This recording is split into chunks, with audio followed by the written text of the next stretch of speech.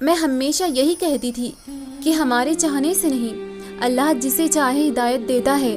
میں جب قرآن میں پڑھتی ہوں جسے چاہے اللہ اسے ہدایت دیتا ہے، میں نے بہت سے لوگوں سے بھی سنا پڑھا بھی کہ ہدایت اسے ملتی ہے جسے ہدایت کی طلب ہو، مگر میں اس بات سے اتفاق نہیں تھی۔ آج اچانک اللہ نے اس بات کا جواب دیا۔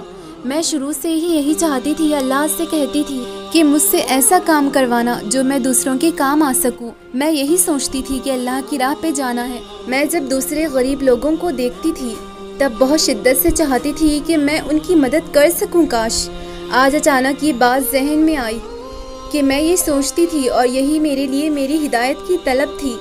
آج میں زیادہ نہ صحیح کچھ تو اس قابل ہوں کہ نا امید لوگوں کو امید دیتی ہوں۔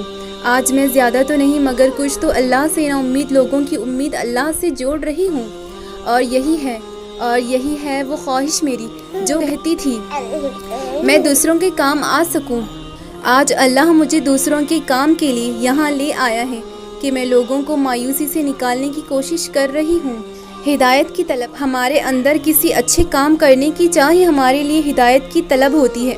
اللہ ہماری ہر خواہش پوری کرتا ہے اور وقت آنے پر ہر سوال کا جواب بھی دیتا ہے۔